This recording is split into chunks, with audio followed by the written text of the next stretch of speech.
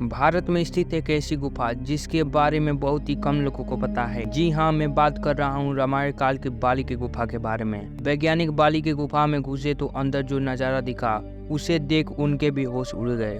ऋषि मुख पर्वत पर स्थित सुग्रीव का गुफा के बारे में तो हर कोई जानता है, परंतु बाली की गुफा के बारे में हर कोई अनजान है, जो अपने अंदर ही कई राज समेटे हुए हैं। इसका पता जब वैज्ञानिकों को चला तो वे भी इसके अंदर गए और उन्हें एक ऐसा प्रमाण मिले जिससे वह साबित हो गया कि हाँ, यह सचमुच बाली की ही गुफा है। परंतु उस गुफा में अंदर ऐसा क्या ही मिल गया जिससे उनका भी होश उड़ गए। नमस्कार दोस्तों, आप देख रहे हैं अश्वनी टीवी। एक बार सच्चे दिल से कमेंट बॉक्स में जरूर लिखिएगा हर हर महादेव। वानर राज बाली का शासन किष्किंधा नगरी में हुआ करता था। वह इतना बलशाली था कि उसने रावण को भी पराजित कर रखा था। परंतु ऐसा क्या हुआ कि उसके भाई से ही उसकी दुश्मनी हो गई। इसके पीछे का कारण था वह गुफा, जिसे आज हम बाली की गुफा के नाम से जानते हैं। एक बार की बात है जब मायावी नाम के राक्षस ने बाली को युद्ध के लिए ललकारा था।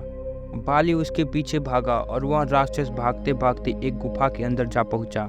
बाली ने गुफा के द्वार पर सुग्रीव को खड़ा किया और राक्षस का वध करने के लिए बाली उस गुफा के अंदर चला गया। तकरीबन 1 साल बीत चुका था और बाली गुफा के अंदर से बाहर नहीं लौटा था। सुग्रीव को बहुत चिंता सता रही थी, परंतु उसने देखा कि गुफा के अंदर से तो खून बाहर आ रहा है। उसे लगा कि बाली की युद्ध में मृत्यु हो गई है। इसीलिए उसने एक बहुत बड़ा पत्थर लिया और उस गुफा के मुख पर लगा दिया, परंतु वह सच से अनजान था। दरअसल गुफा इतनी लंबी थी कि उस राक्षस को ढूंढने में बाली को 1 साल लग गया और 1 साल बाद उसने उस मायावी राक्षस का वध कर दिया। परंतु जब वह गुफा के द्वार पर पहुंचा तो एक बहुत बड़ा पत्थर देखकर उसे भी हैरानी हुई। उसने मन ही मन सोचा कि शायद सुग्रीव मेरा शासन हड़पना चाहता है। उसने जैसे तैसे वह पत्थर हटाया और वापस अपनी नगरी में पहुंचकर सुग्रीव को धक्का मारकर अपनी नगरी से बाहर निकाल दिया। जिसके बाद सुग्रीव अन्य वानरों के साथ ऋषि मुख पर्वत पर रहने लगे। इसीलिए ऋषि मुख पर्वत सुग्रीव की गुफा के बारे में तो हर कोई जानता है, परंतु बाली की गुफा में जो सच है उससे अनजान है। आज के समय में बाली की वही गुफा तुंगभद्र नदी के किनारे वाले कर्नाटक के हम्पी शहर के आसपास के इलाके में है। वहां पर स्थित कुछ लोगों ने यह दावा किया कि वह यही बाली की गुफा है जिसमें बाली और मायावी राक्षस के बीच युद्ध हुआ था। वैज्ञानिक को इस बात का पता चला तो वो शोध करने के इरादे से बाली की गुफा में पहुंच गए। परंतु जब वह गुफा के अंदर पहुंचे तो उनको इस बात का अंदाजा नहीं था कि वह गुफा कितनी लंबी है। वह पुनः गुफा के बाहर आ गए और इस बार अपने साथ खाने पीने की पूरी व्यवस्था करके दोबारा एक बार बाली की गुफा में घुसे। यह गुफा इतनी लंबी है कि बाली को भी मायावी राक्षस को ढूंढने के लिए पूरा 1 साल लग गया था। परंतु वह धीरे धीरे गुफा के अंदर चलते जा रहे थे।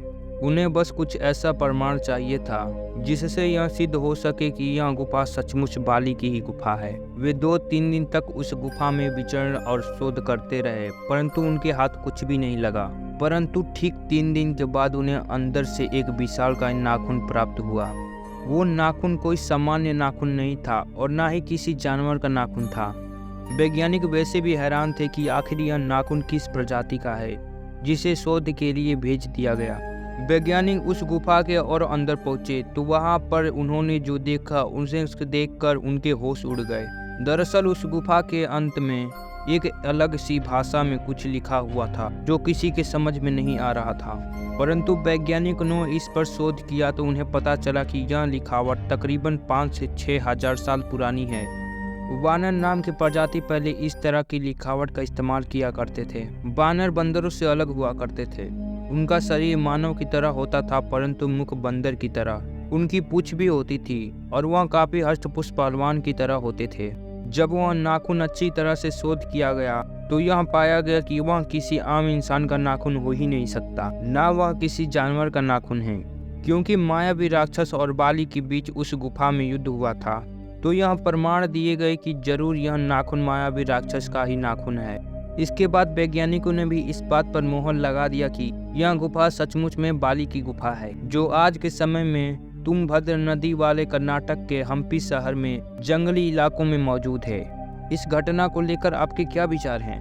हमें कमेंट करके जरूर बताइएगा। अगर वीडियो पसंद आई तो लाइक, शेयर और चैनल को सब्सक्राइब करके बेल आइकन को प्रेस करना ना भूलिएगा। तब तक के लिए नमस्कार। लाइफ में एंजॉय करो और खुश रहो।